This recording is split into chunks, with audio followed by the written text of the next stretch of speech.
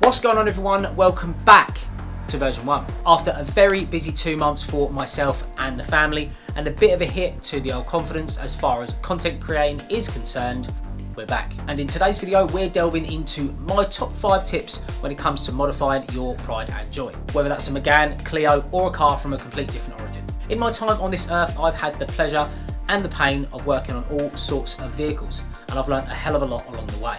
So whether you like doing the mods yourself or you pay someone else to do it for you, here are my top 5 things to help you along the way when modifying your cars.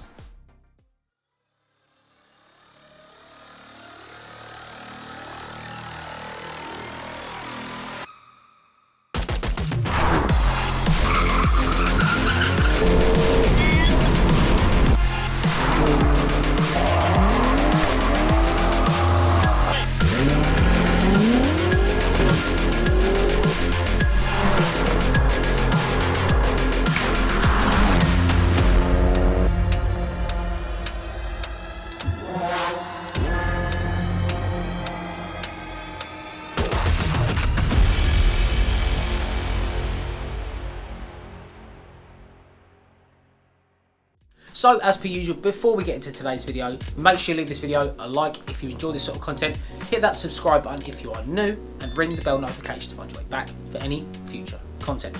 As this is the first video of the year, returning viewers, I hope you had a good Christmas and New Year, and new viewers and subscribers, welcome. As I mentioned in the intro, today's video is going to be on my top 5 things I can recommend, what I've learned and things that I've been doing to my cars previous. That will help you guys along your way, save you some money, save you some time, and hopefully get you involved in doing the mods yourself. Now, some of these things on this list will be obvious to some of you guys watching, but this is more for those guys that are unsure whether to even start modifying their car, or even where to start in what to get and how to go about it.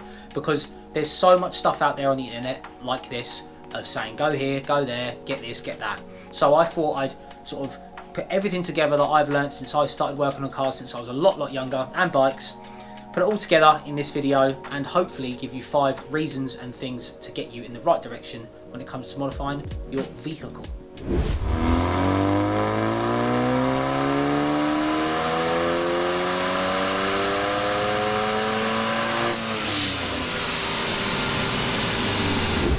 Now, the first thing on the list is install your mods before you take your car for a tune. Now, I know that seems pretty obvious to some of you watching this, and you think, what is the point of even going through this? But you would be surprised the amount of people that message me, or I've seen, end up going for a tune, rushing into a tune, and then end up doing exhaust and filter and whatever after. Now, it's not the end of the world, but the fact of the matter is you go on that day to that dyno, to that tuner, and you pay, say, 350 quid for your tune. So you've got gains, car drives loads better, brilliant. But then you come back and then you end up getting an air filter, an exhaust, an intercooler and stuff like that. So when you have that tune done before you put these mods on, yes, you'll reap the benefits of the intercooler being a little bit cooler and stuff, but the fact of the matter is you've had that car tuned without the mods on. So you won't reap the actual benefits. The way I think about it is it's like taking your car there with the lid off. If you're there with more air, more quicker exhaust release, more cool air as well, obviously from the cooler, keeping things cooler, you're just going to make more power. So whether that's worth it or not for the money, for the value, that's another complete different thing. If you're planning on getting those mods anyway, just hold out on the tune, get the parts on, then take it, and the car will be mapped with all the parts on, and you'll reap the full benefits for the exact same price.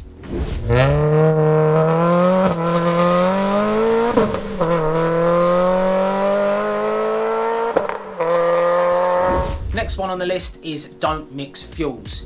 You'll be surprised the amount of times I've seen people go to dynos on 99, tune the car to 99, then run it on 95, or vice versa, tune the car on 95 and end up running 99. The point of mapping the car on the fuel that you use every day means that the car will be tuned to that fuel. When I say don't mix fuels, I mean if you use 95, that's fine, just go map it on 95.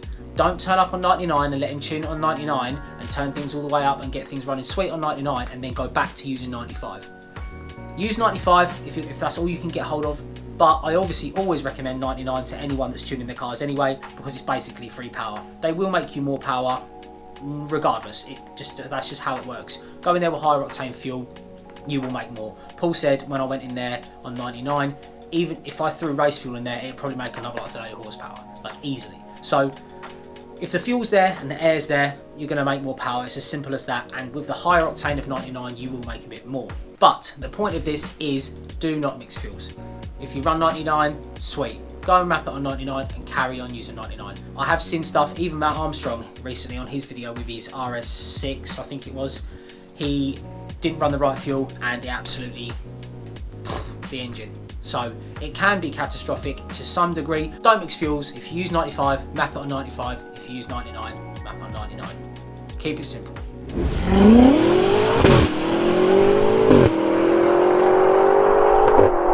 Next one on the list is do your research on the car, the parts, and the people that do these sort of tunes for your specific car. We are blessed with so many forums, groups, and the internet where we can dive on there and see user experience, especially when it comes to your specific vehicle. There's always someone out there that specialises in your car, whether it be tuning, whether it be parts, whether it be just general knowledge. The amount of people out there that are messing around with different formats of car, there's so much knowledge out there on the internet that you've got to your disposal, so use it. Before you dive into a tuner, before you dive into buying parts on eBay and whatever else, look for the brands, look for the companies that know what they're doing, that know what they're talking about, because not only will it save you time and money, but the fit, especially when it comes to parts, the fit of the higher end stuff will just be much nicer. I ran the AirTech intercooler on my Clio and it was okay, but the amount of stuff that I had to be like moved and sort of pried to make it work, if that makes sense, it was quite a bit of a struggle for fit. Whereas if you go for the more high-end stuff like the Wagner intercooler that I've got on the Megane, the fit was perfect. Everything ran exactly where it was supposed to. All of the pipings, there was little cutouts for the pipings and everything, it was perfect. So when it comes to parts, especially tuning, make sure you go to someone that knows their stuff. It doesn't matter so much if they're a smaller company, but if you've got a Golf GTI, go to someone that you know does VAG stuff, especially like, it doesn't have to be Volkswagen specifically, German stuff. Like Tommy does loads down at Velocity Tuning. Tommy's got the F90 M5 that I've featured on the channel previously, and he knows his stuff about all German stuff. He specialises in BMWs, obviously. If you just do your research, find the tuner, find the parts, and just take your time in getting the sort of collection of things that you need to get together, and then that will make your car even better in the long run, and the tune will be super safe because they do it day in, day out, and they won't have turned it up to its maximum capacity, so it won't itself.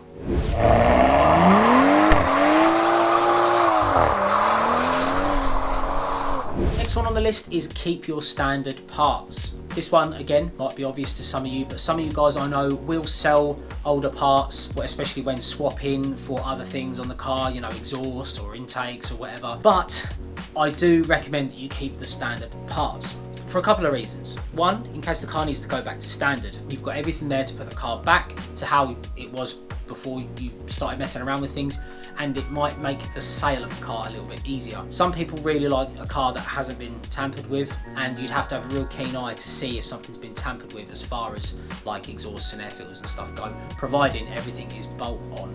Again, providing you haven't cut anything off, it should all go back to standard. Like I did on my Clio, besides the exhaust, because that was actually cut to fit. The old one had to be cut off because it was the non-resonating version as well. So that was done, and it was a custom exhaust, so I wasn't really bothered so much. But I recommend keeping hold of the standard parts, as much of the standard parts as you can. Like I say, for any reason that thing needs to go back to standard, it might even need to go in for some warranty work, and the company you're with might be a little bit funny with mods, so you might have to put some stuff back on to let them do the warranty work. You never know. It's always safe to get that, and at the end of the day, if you end up selling the car with the modified parts on, you've then got a bag full of spares to either give them, offer them, or sell them on eBay or whatever, because people are always looking for standard parts, whether that be to replace aftermarket parts or just for new parts in general.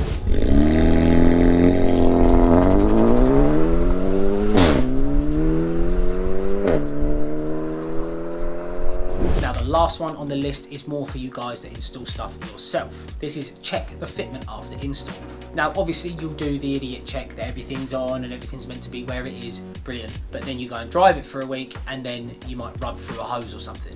I did it on my Clio because I had to run the aftermarket AirTech front mount, which the Clio comes with a vert mount like the Megane to the side. I had to move things around, get pipes through, and manipulate things a little bit to get that to fit. Now about 2-3 months down the line, aircon, nothing. It's been like blown on by like hot air. And it was because I'd actually worn through one of my aircon pipes. Now what I hadn't noticed is things had started to shift just ever so slightly, which was enough to touch one of the aircon pipes. And with it being rubber, it just rubbed against it ever so slightly and it went through. And it just had this tiny little hole in it that was enough to release all of the aircon gas. Now this obviously only applies to some mods like intercoolers, exhausts as well. They can move, they can be manipulated in a certain kind of way. Some of the brackets might loosen off potentially a little bit down the line and end up sort of rattling against the heat shield or something like that. I've seen that's very, very common, especially on cars which have an exhaust inside like a heat shield for like a centre exit or something. Or I had them on the Clio actually as well. My Clio exhaust started rattling on one side slightly, so I had to be adjusted at the back end. But it's always worth checking your work a week, 2 weeks down the line, just to check everything's as it was as you left it, because you'll be surprised sometimes you might find a loose bolt that's not potentially your fault but might have just rattled loose, or something completely missed like an aircon pipe touching the rad, and it, like I say, where the fins will rub against that, it's only a matter of time until it goes through. And if you do that to a coolant hose, you're in trouble. So that's the top 5 things I recommend for you when you're looking to modify your car. Again, some of those will be massively obvious to a lot of you guys watching this, because I know there's a lot of knowledgeable people out there and I'm not trying to preach to the choir, but for the people that do need the help, do need the encouragement and do need the assistance, I hope these things can help you out. If there's any more questions or whatever, as per usual, get at me on my Instagram or down in the comments. But as an honourable mention, don't be scared to dive in yourself. That is what I will say. I've learned so much wrenching on cars and bikes and other little things over the years that I don't think I could be taught, because you learn about things in a completely different way when you're hands-on. Now I know some of you guys are thinking, oh yeah, I can't just dive in because I don't know anything about it. YouTube is such a useful tool. I didn't know anything about PCs, but I built my own, and you can learn so much from the internet about those sort of things, and the forums as well. Loads of knowledgeable people on there that know what they're talking about and they've done it before. And I'll try and help you out as well. Like I say, if you need anything answered, get at me in the comments or my Instagram, and I'll really try and help you out, because I love it when I see people wrenching on their own cars, because it is something that is dying out, especially as cars get more modern and a bit more fiddly. People aren't really delving in and sort of messing things with themselves, and that knowledge I learned of messing with all sorts of different cars over the years is second to none. So maybe start yourself off with something simple, maybe some splitters, maybe wheels, anything, something like that. Just start yourself off, get a little taste for it and see if it's for you. If it's not for you and you'd rather have someone do it that you know knows what they're doing, that's completely fair enough, I understand. But if you're one of those guys that's thought about it for a little while and thought, maybe I should start having a go at stuff, absolutely, have a go at it. Even an exhaust, something like that, something that isn't crucial but will give you sort of knowledge in how to start messing around with cars and vehicles in general. So guys, I'm going to end the video there. It's great to be back and I appreciate you checking out the content as per usual. If you did enjoy it, leave it a like rating, hit that subscribe button if you are new, and ring the bell notification to find your way back for any future content. As the weather clears up, more content will be coming, but for now we're going to just be trying to smash stuff out, get back in the groove of recording, editing and getting this sort of stuff out there. So I hope you enjoyed it. As always, catch you in the next one. Peace.